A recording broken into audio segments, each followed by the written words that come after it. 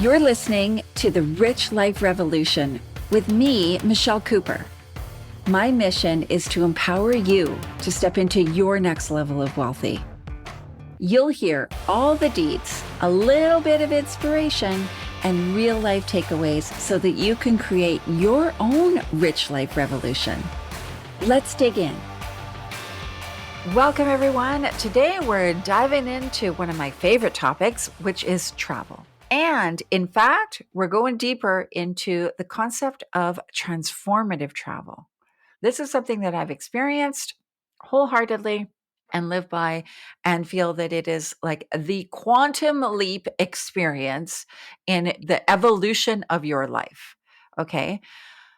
It may have been said by members of my family and network that I have gypsy blood. My mom does in fact come from gypsy blood. And so I feel that travel runs through my veins. I was fortunate enough to be born at a time in my parents' life where they had a little bit more money, a little bit more freedom. When I was born, my brothers were 14 and 16 years old, and my parents had a pretty good life going on. And all of a sudden, there was this little baby coming along, unexpected, unplanned, but certainly loved for sure. And so as I grew up, my parents wanted to do things that people in their late 40s and 50s did, which include travel. So I got to travel a lot as a child with my parents, way more than my brothers did. My brothers got the camping trip, the fishing trip, those kind of things. I got the trips to Hawaii, the trips to Europe, the traditional Disneyland and that kind of thing. But I definitely had a lot more, I guess, what you would call exotic travel. And I think that that sparked something in me that I held on tight to. And travel became something that was a priority for me always. In my 20s, I worked for a travel company. It's one of my first jobs, and would go back and forth to Bali and Indonesia, Southeast Asia. When I was 26, I ran away. I was like that runaway bride. I ran away from a wedding to Europe, found myself in London with one-way ticket, a little bit of cash, and a dream. I'll call it. And I had really planned to stay there for about 6 months or so, kind of while the heat died down from my runaway wedding situation. And that ended up lasting over 10 years. I lived in Europe for 10 years. I traveled all through Europe, through the Caribbean, over to Africa. You name it, I feel like I have experienced it. And every time I stepped onto a plane and traveled, every time I stepped onto a train and traveled, onto a bus and traveled, I had a transformative experience. Now, was that my intention? No, absolutely not, especially at the beginning. If you follow me on social media, you will see that I am still traveling. Last year, 2023, I went to Croatia. I went to Kenya. I went to experience New York at Christmas. There's all kinds of things I was doing. I went on a ranch excursion on horseback for 3 or 4 days. Like, there was a lot of things. And what I have come to know is that travel has this incredibly transformative power. And we can spend years and years, agonizing years sometimes, in personal development, in self development, in personal growth, in therapy, trying to get to the root of our problems, trying to figure out what's wrong with us, trying to create our new life. And honestly, you can take a trip and it can happen like that. So let's talk about this concept of transformative travel, because this is different than booking the all-inclusive trip to Mexico and sitting in the pool bar and drinking margaritas all day. There's nothing wrong with that. No judgment here. I love those trips too. They are a lot of fun. That's not necessarily what we're talking about today, although that could be transformative in its own way. Transformative travel is a concept that really goes beyond that traditional tourism. Its emphasis is on personal growth, on self discovery, and to create positive change in your life. This is the desired outcome of the travel experience. And it's rooted in a belief that travel has incredible potential to transform people by and through exposing them to different cultures, perspectives, and environments. In fact, I was chatting with one of my travel girlfriends the other day. Her name's Naomi. So shout out, Naomi. We met on a trip to Morocco. Now, she is a lot younger than me. She lives in the United States. There's no way in the traditional world we would run into each other and be friends unless maybe I was visiting a hotel that she works at. But, she's a lot younger. She's got her own thing going on. It's not really likely that our paths would cross, but found ourselves on this trip to Morocco. We had some crazy stuff happen, to be honest, in Morocco. And there was one moment of bonding I will share. I didn't necessarily know how maybe dangerous the situation that we were in, our group was in at the time. She did. You know why? Because she used to be a Marine. Okay. This chick is pretty rad. Okay. I didn't really understand the situation we were in. I'm that naive Canadian who's like, "What? What's going on?" But she did.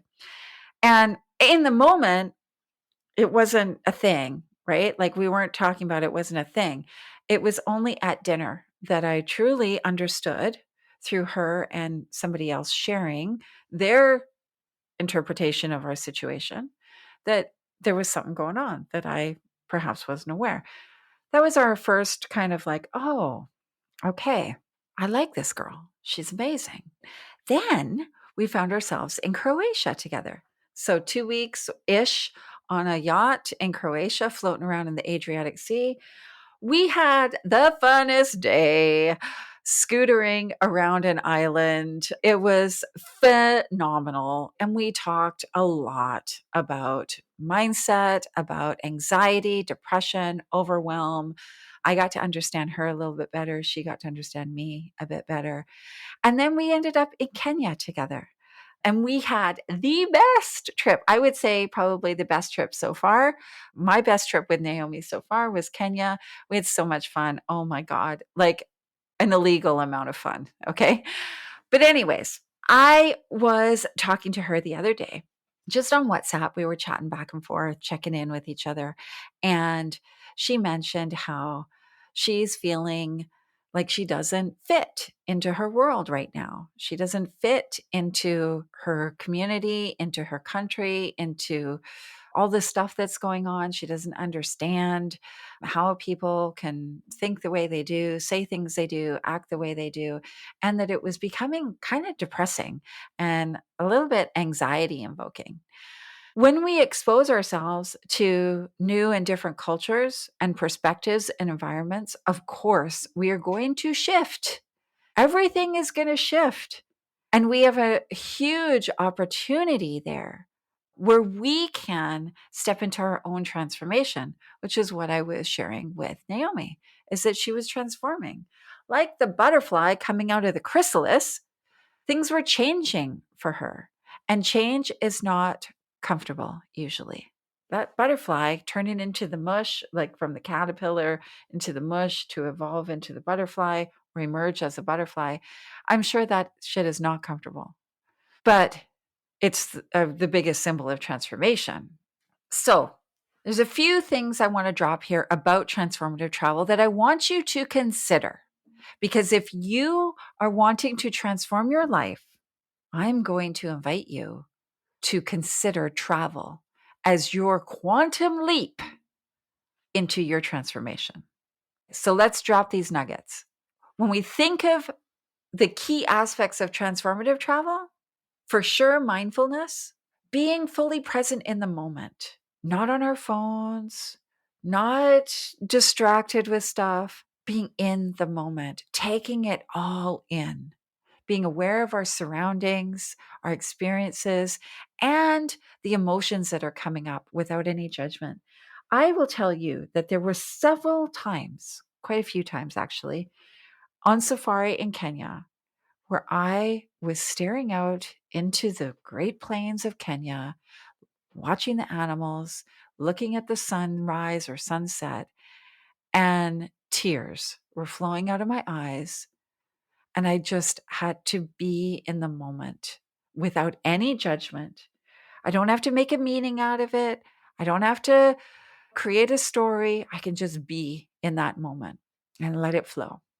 Another aspect is the culture, that immersive cultural experience. They say the easiest way to learn a language is to just go be in the language. Instead of just observing a destination, like, oh, I'm going to go to Mexico, let's have a taco and wear a sombrero and hit a piñata. Like, no, that's not what we're doing. We are deeply engaging with local culture. That might mean being involved in cultural activities, connecting with local communities, gaining an understanding of history or social aspects of where we're visiting. For example, in Morocco, our guide, Mustafa, was amazing. And as we were driving from one place to another, we actually drove, it wasn't far to get off the beaten path. And we went to his village where he grew up and his sister was getting married. And we got to experience their wedding. Well, a very small sliver of their wedding. It was amazing.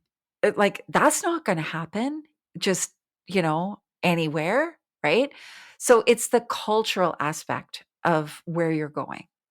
We have an opportunity through this transformative travel experience to self reflect, opportunities to step outside your comfort zone, challenge your perspective, maybe face personal fears or overcoming obstacles, or even confronting some preconceived notions. So, for sure, we all have preconceived notions of stuff. I don't care who you are and how open minded you say you are. We are going, just by how we live in our world and how we interact with each other, we're going to have preconceived notions about places that we go. I did. I had preconceived notions about Morocco. Some of them were right or close to right, some were completely wrong. But I had some preconceived notions, and we can confront those and we can have conversation about them. We can engage in it and ask questions from curiosity so that we can actually grow in our awareness, which brings us to learning and growth, because that's what travel gives you an opportunity to learn and grow, gain insights into yourself, and develop a broader worldview. It can also provide you with opportunities for adventure and challenge. Transformative travel often involves taking on adventures and challenges and embracing that. This could range from physical activities like hiking or exploration to intellectual challenges like learning a new language, how to cook a local cuisine, or engaging in just a conversation to learn about a culture. I have an amazing friend. His name is Thomas. And he was telling me about a place that he visited. I can't remember where it was, but the language is something that they're trying, like the native language is something they're trying to preserve. And I think that that is incredible, because it's not just these landmarks that are important, it's the language and the culture. Often, transformative travel is sustainable and it's ethical.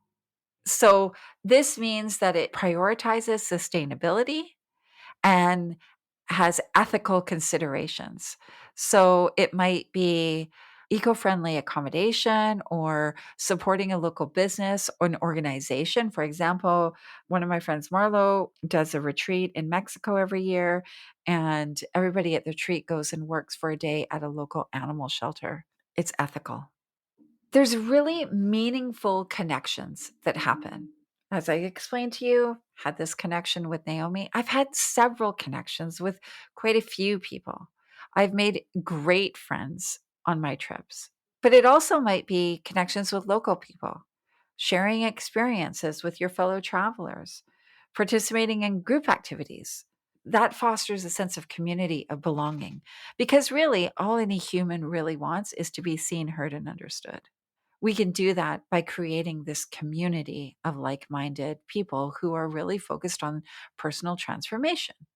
Really, transformative travel is about going beyond the superficial aspects of tourism and seeking profound personal development through meaningful and intentional travel experiences.